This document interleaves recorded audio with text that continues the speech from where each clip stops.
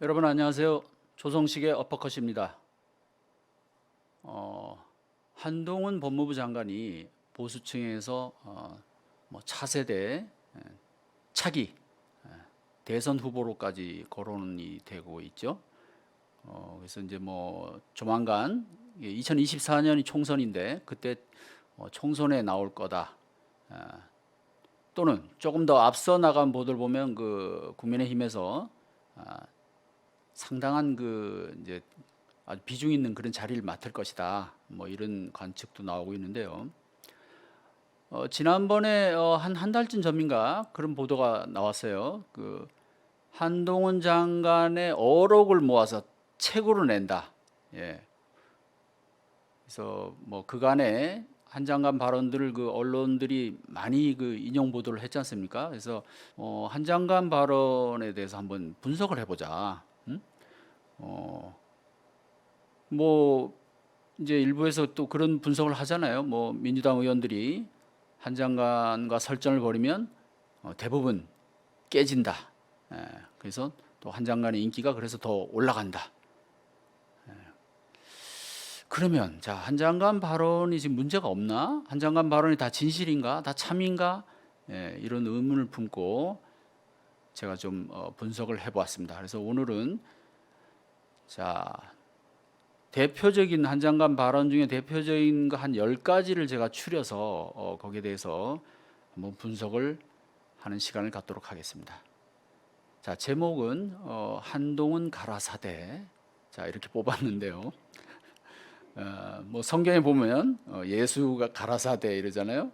뭐 꼭 그것을 비유한 건 아니지만 자, 어쨌든 한 장관의 말이 널리 회자가 되고 있기 때문에 이런 제목을 뽑아봤고요.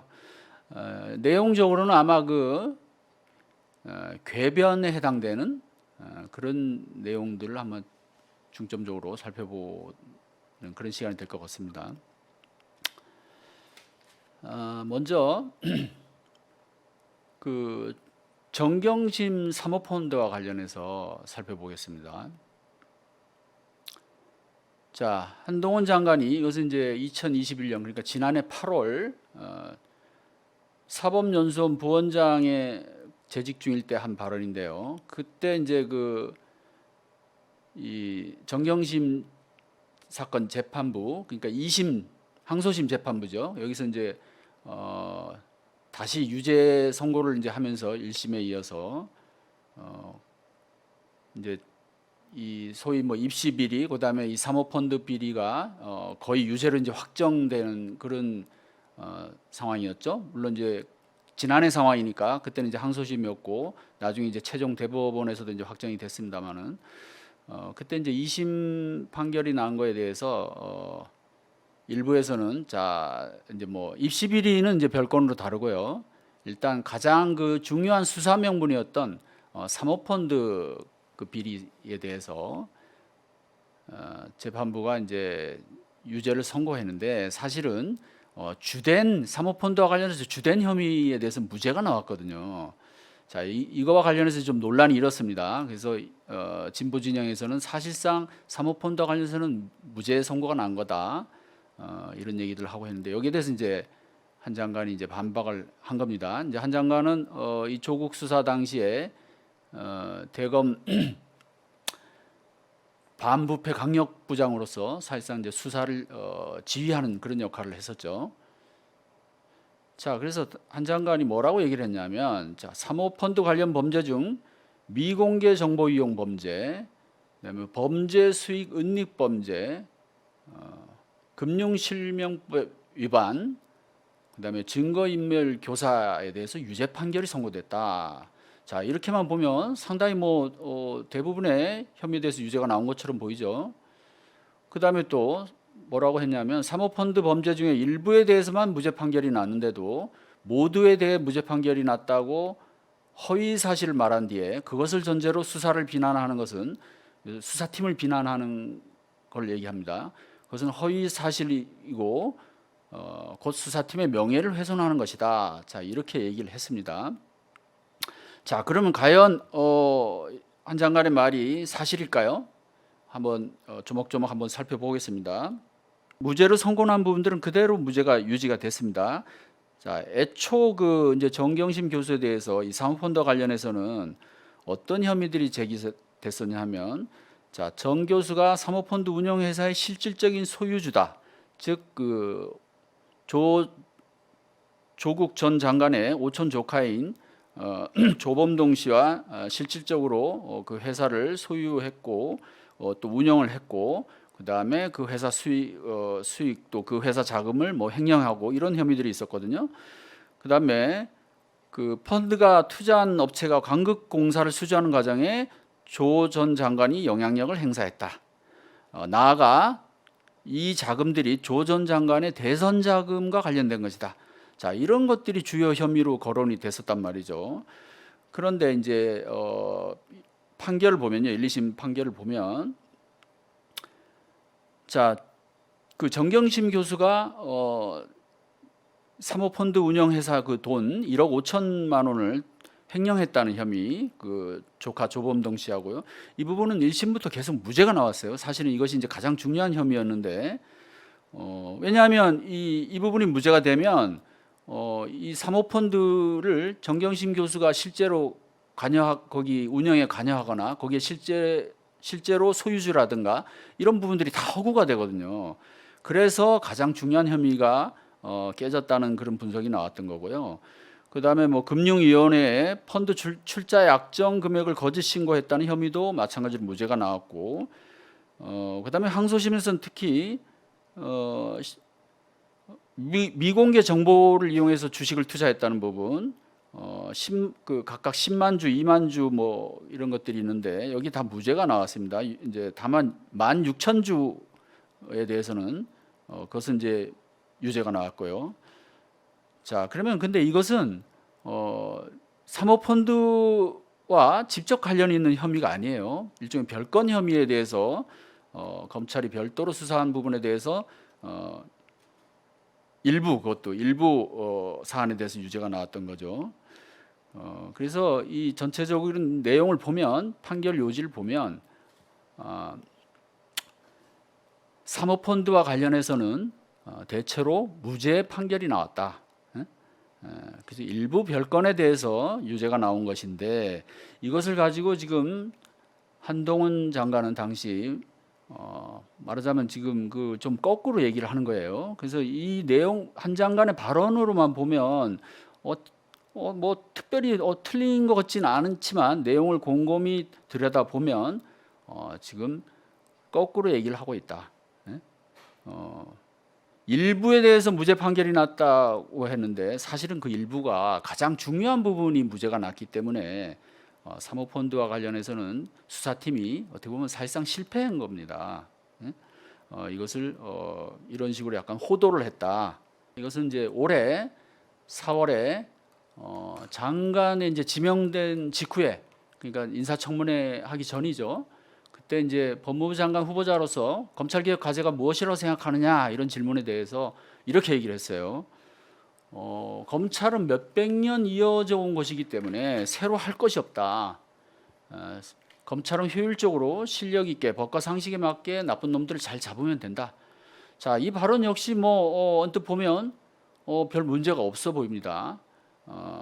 그렇지만은 자, 여러분 한번 생각해 보세요. 검찰이 새로 할 것이 없다? 이거 맞는 말인가요? 그러면 그동안에 수십 년 동안 그 검찰 개혁 얘기는 왜 나왔을까요?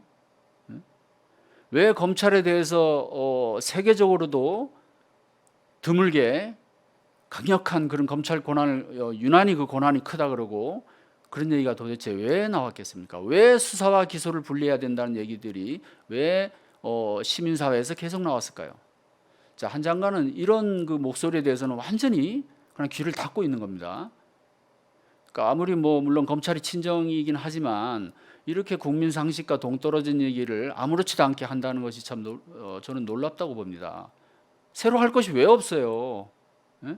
검찰 조직이 얼마나 문제가 많고 개선해야 될 점이 얼마나 많고, 자, 순기능과 또 역기능이 있을 텐데 순기능은 잘 살려 나가야겠지만 그 과도한 권한으로 인한 고난의 독점, 집중에 따른 그런 폐해가 얼마나 많았습니까? 지금도 계속되고 있고요. 자, 이런 현실에서 법무장관에 지명된 직후에 이런 식으로 얘기를 했다는 것이 상당히 국민의 일반적인 그런 상식과는 좀 동떨어져 있다. 자, 이게 언뜻 그냥 넘어가면 언론은 그냥 이제 그냥 소개만 하고 넘어가잖아요. 인용만 하고 그냥 보기 언뜻 봐서는 뭐 별 문제가 없어 보이지만 안 그렇습니다. 예, 이게 논리학에서 말하자면 일종의 뭐 원천 봉쇄 오류 뭐 이런 거에 좀 해당이 될 것 같은데 말하자면 아예 어떤 반론이나 반박을 할 여지를 안 주는 거죠. 딱 단정적으로 그리고 언뜻 보면 특별히 흠잡을 데가 없는 그런 발언을 비추는데 조금만 생각해 보면 이것이 상당한 오류가 있는 발언이라고 그렇게 알 수가 있습니다. 자, 세 번째 발언을 꼽은 것은 범죄자와 야반도주인데, 자, 또 한 장관이 장관 인사청문회 준비 중에 이런 발언을 했어요. 이른바 검수 완박에 대해서. 자, 힘센 범죄자들은 사실상 제도적으로 죄를 짓고도 처벌받지 않게 된다. 결국 이 법안이 통과되면 피해를 보는 건 오로지 힘없는 국민들뿐. 할 일을 제대로 하는 검찰을 두려워해야 할 것은 오직 범죄자뿐이다. 지난 5년간 무슨 일이 있었길래 이렇게 명분 없는 야반 도주까지 벌여야 하는지 국민들께서 많이 궁금해하실 것이다. 자, 이때가 보면 다들 기억하시겠지만, 자, 민주당에서 이때 이제 검찰 수사권 폐지를 목표로 해서 형사소송법과 검찰청법 개정안을 강행을 했죠. 그때 이제 같이 사실은 여야 합의를 했는데 국민의힘이 일방적으로 파기하면서 결국은 이제 민주당이 단독으로 상정을 해서 밀어붙여서 통과를 시켰는데 그 와중에 또 국민의힘의 그런 어떤 반발, 검찰의 반발 이런 것들을 이제 감안해서 사실은 법안 자체는 많이 찻대고 폿대고 사실은 많이 일그러진 상태로 통과가 됐습니다. 그래서 일부에서는 사실상 뭐 별로 실효성이 없는 법안이다 이런 혹독한 비난까지 했는데, 자, 그거조차도 나중엔 또 한 장관이 장관에 취임하고서 이른바 검수 원복 해가지고 다시 원상태로 그나마 민주당에서 조금 만들어 놓은 것을 다시 다 원상태로 돌리는 그런 시도를 했죠. 그리고 그걸 또 시행령으로 통과를 시켜서 지금은 사실상 그 개정법 이전 상태로 돌아가 있는 거나 마찬가지인데, 자, 이 발언도 보면요, 힘센 범죄자들 이제 뭐 아마 주로 이제 정치인들 얘기하는 것 같은데, 자, 피해를 보는 건 힘없는 국민들이고 검찰 두려워하는 것은 범죄자뿐이다. 자, 이 발언도 사실 별 문제는 없어 보여요. 그냥 언뜻 보면 옳은 소리 했네. 자, 근데 자, 그 법안이 검찰의 과도한 권한을 견제하고 또 분산시키려는 게 근본 목적이잖아요. 거기에 따라서 이제 궁극적인 목표가 수사 기소 분리인데, 그 법안이 통과되면 피해를 보는 게 힘없는 국민들이 맞나요? 아니죠. 예? 피해를 봅니까? 물론 어떠한 법이든 부작용은 있을 수 있지만 그 법안으로 제가 보기에는 오히려 국민들한테 상당히 국민들에게 도움이 될 수 있는 오히려 그런 법안입니다. 왜? 검찰의 과도한 권한 때문에 지난 세월 많은 사람들이 피해를 겪고 고통을 겪었단 말이죠. 근데 어떻게 저렇게 얘기를 합니까? 피해를 보는 게 오로지 힘없는 국민뿐이라고요?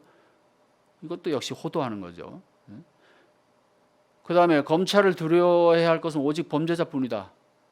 아니, 우리나라에 뭐 수사기관이 검찰만 있나요? 근본적으로 수사기관은 경찰입니다. 서구 선진국에도 보면 기본적으로 수사를 하는 기관은 경찰입니다. 검찰은 주로 이제 법적인 어떤 조언, 지도 역할 또는 이제 어떤 고도의 판단, 그러니까 어떤 기소가 주 임무거든요. 어디든지 검찰이라는 것은 영어로도 검찰의 그 용어 자체가 프로시큐터잖아요. 기소하는 기관인 거거든요. 검사라는 직업 자체가.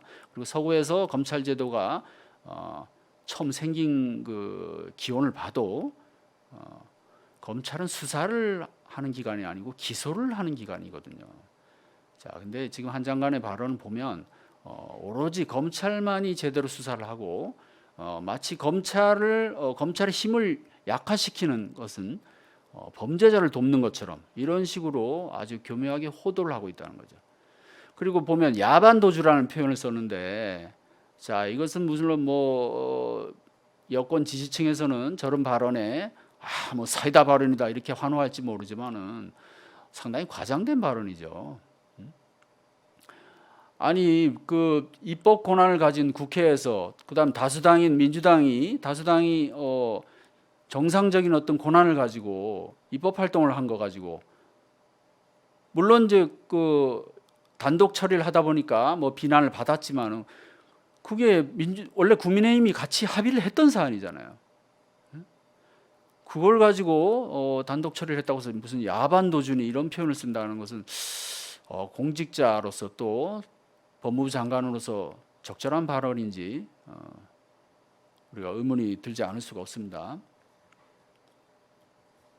자, 네 번째 한번 또 발언을 볼까요? 자, 조국의 강과 민주화 운동.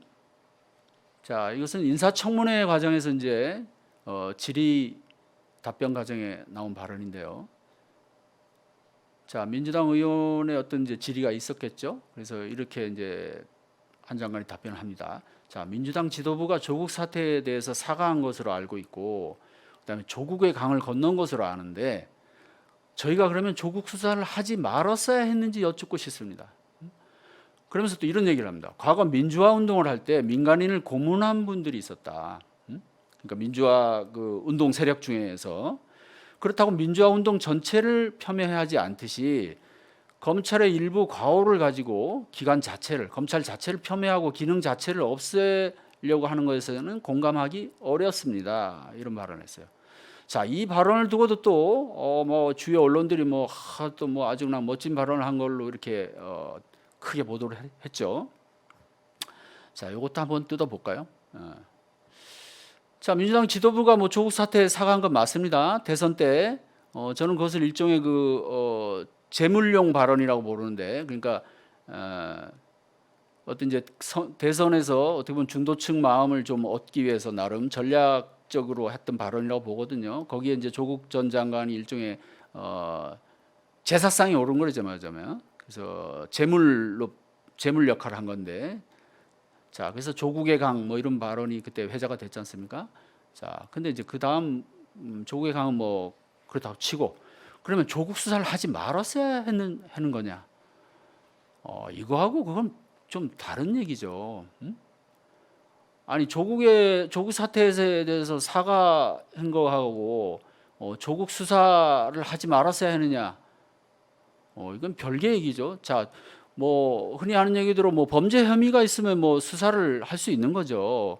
그런데 자, 조국 사건에 대해서 검찰을 비판한 것이, 자, 조국 전 장관 수사를 하지 말았어야 된다라는 것보다는 그 수사 방식에 대해서 우리가 비판을 한 거잖아요. 많은 국민들께서 그 당시에 그 검찰의 과도한 수사, 먼지떨이 수사, 표적 수사, 별건 수사, 그다음에 아주 반인권적인 수사, 이런 것을 비난한 거지, 조국 장관의 죄가 없다? 이거 무죄다? 그런 얘기를 또 한 거하고는, 물론 이제 그렇게 주장하는 분들도 또 있죠. 그 부분에 대해서 뭐 일부 아직도 명쾌하지 않은 그런 내용이 있어서 또 그렇게도 얘기를 하지만, 상당수 그때 조국 사건 그 검찰을 비판했던 그런 논리는 검찰의 그런 과도한 좀 문제가 있는 수사 방식을 비판했던 거거든요. 근데 그것을 가지고 조국 수사를 하지 말았어야 되는 거냐, 이런 식으로 반문을 하는 것은 적절치가 않다. 좀 과도한 해석이죠. 그리고 거기에 대해서 민주화 운동을 또 비유를 합니다. 비교를 하는데, 이건 역시 어떻게 보면 논리학에서 얘기하면 어떤 잘못된 유추의 오류라고 할 수 있을 것 같아요. 아니 그 조국 수사 얘기를 거기에 대한 비판을 얘기를 하면서 민주화 운동의 과정에서 저런 게 있었다고. 자, 그다음에 또 논리가 어떻게 연결이 되냐면 검찰에 일부 과오가 있다고 검찰을 폄훼하고 기능 자체를 없애버리려고 하는 거예요. 공감하기 어렵다. 아니 정말 이것은 호도하는 겁니다. 아니, 누가 검찰의 기능을 자체를 없애버리려고 해요. 검찰의 본질적인 기능은 지금 그대로 살리고 있습니다. 가장 중요한 기능이 아까도 얘기했지만 기소 기능이란 말이죠. 공소 유지, 기소와 공소 유지. 누가 검찰의 기능 자체를 없애버립니까? 이건 역시 일부분을 들어서 전체의 어떤 그 진실을 가리는 그런 발언이라고 할 수 있고, 더욱이 민주화 운동의 어떤 그런 일부 오류, 민주화 운동 과정의 어떤 잘못됐던 그런 뭐 부작용이라 그럴까요? 이런 것을 가지고 지금 검찰 개혁의 어떤 그 당위성 이런 것을 무너뜨리려고 하는, 훼손하는, 조금만 뜯어보면 상당히 그 논리적으로도 오류가 있고, 그다음에 과장돼 있고, 그다음에 본질을 흐리는 그런 얘기들을 종종 하고 있다. 자, 그렇게 볼 수 있겠습니다. 자, 그다음에 자, 이거 인사청문회에서 가장 이제 논란이 되던 부분인데, 한 장관 그 이제 딸에 대한 얘기죠. 지금 고등학생인데, 자, 그 이제 조국 수사의 2대 쟁점이 입시 비리와 사모펀드였잖아요. 그래서 아까도 말씀드렸다시피 사모펀드는 사실상 무죄가 났다고 해도 과언이 아닙니다. 그 격가지로 몇 가지에 대해서 유죄가 난 거에 대해서 그건 사실상 별건이거든요. 뭐 주식 관련한 부분이나 이런 거, 차명 계좌 이용이나 뭐 이런 것들은 사실 사모펀드와 관련한 별건 그 혐의였고요. 그걸 가지고 사모펀드에서도 뭐 유죄가 났다 이런 식으로 얘기하는 건 그야말로 본질을 흐리는 거다. 아까 말씀을 드렸는데, 자, 사실상 이제 일반 국민들한테 많이 각인된 게 이제 입시 비리였거든요. 자, 수사의 원래 명분은 사모펀드였는데, 사모펀드에선 사실 진도가 잘 안 나갔고, 입시 비리에서 온갖 것을 파헤쳐 가지고 국민들에게 아주 강렬한 인상을 줬죠. 아주 부도덕한 부부다. 그다음에 진보 운동가가, 진보 진영의 대표적인 그런 사람이 어떻게 이렇게 사적으로 부도덕한 일을 할 수 있느냐. 자, 이런 프레임이 형성이 됐잖아요. 자, 근데 보니까 그런 수사가 벌어질 무렵에, 자, 그 이후에 정작 한 장관은 본인도 그 어떤 입시 제도에 어떤 그 악용할 만한 그런 소지들이 많이 있잖아요. 지금도 그런 것들이 남아 있고, 그런 것들을 또 활용한 듯한 이런 의혹들, 혐의들이 인사청문회에서 제기가 됐고, 또 언론에서도 충분히 나왔죠. 그래서 보면 뭐 이른바 그 스펙 비리 있잖아요. 조국 사건에서 가장 문제가 됐던 뭐 소논문을 게재하고, 그다음에 뭐 봉사활동, 뭐 기부활동, 뭐 여러 가지 활동들을 했는데, 한 장관의 딸이, 왜냐하면 검찰이 수사를 안 했기 때문에 이 부분에 대해서 저희가 확정적으로 말씀은 드릴 수는 없습니다만은 이미 언론 보도를 통해서 또 언론 취재를 통해서 확인된 부분만 봐도 사실상 논문을 대필해줬다는 그런 어떤 그 흔적도, 그 혐의도 나왔었고요. 그다음에 뭐 그 봉사활동, 뭐 그다음에 여러 가지 수상 부분, 이런 부분에서도 여러 가지 의혹이 제기가 됐죠. 자, 그런데 여기에 대해서 한 장관이 뭐라 그랬냐면, 제가 지방으로 자천될 때이라 잘 몰랐다. 그리고 그런 관련 스펙들이 입시에 사용된 사실이 전혀 없고 입시에 사용될 계획도 없다. 자, 그다음에 또 편법 위조 반칙이 아닌 건 분명한데 국민의 불편하신 시각이 다 가시진 않았을 겁니다. 제 딸과 가족 모두 그 시각을 새기면서 봉사하며 살겠습니다. 자, 먼저 위에 거 보겠습니다. 자, 바로 그 입시에 사용된 사실이 전혀 없고 입시에 사용될 계획도 없다. 이 부분 때문에 어떻게 보면 빠져나간 건데요. 왜냐하면 한 장관 딸이 아직 그 고3도 아니고 고2잖아요. 그래서 아직 그것을 활용할 기회가 어떻게 보면 없었던 건데, 물론 이제 한 장관 딸은 그 국제고등학교, 일종의 외국계 고등학교잖아요. 그래서 그 외국 대학을 목표로 하는 그래서 국내 입시 제도와는 사실 조금 거리는 있어요.